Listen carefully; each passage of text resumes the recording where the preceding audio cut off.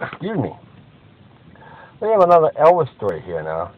All right, we're going to revert back to Elvis in his high school days. Elvis, as we know, was the first bad boy rock and roller, as may say. But there's a conception he used this way all his life. He had this James Dean image and all that. But such was not the case.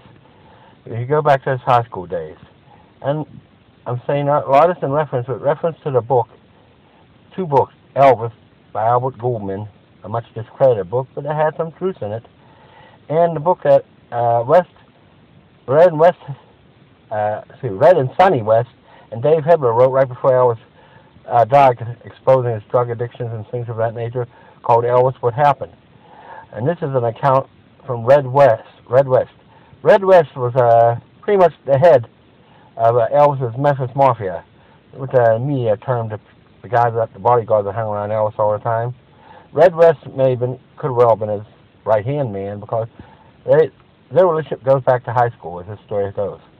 Elvis went to Union High School at the time, and Elvis's looks, although they're iconic now to a lot of people, back then they were really weird. And he got the reputation in school, in high school, they were calling him a squirrel. Soon, it was open hunting season of squirrels. Now, Red West was in the school at the time, and this incident happened. Red West, of course, was a football-playing poor boy whose ribs were visually deformed by rickets, a disease produced by not having enough money or enough brains to eat right.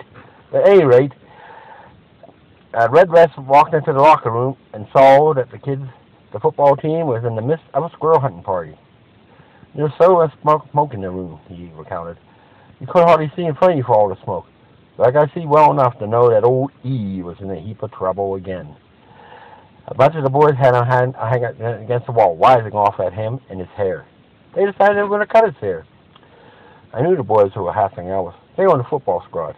They weren't mean kids or anything, bad kids. They weren't going to kill him or anything like that. But Elvis, his face was scared like a frightened animal. It was the face of a little child, and it cried for help. So I walked up and said, "Now listen, guys, this isn't going to do anybody any good. If he likes his hair that way, fine and dandy. Now, if you cut his hair, you're going to have to cut mine too. And that's going to develop into something else." And Red West was Mr. Badass. The other guys backed off.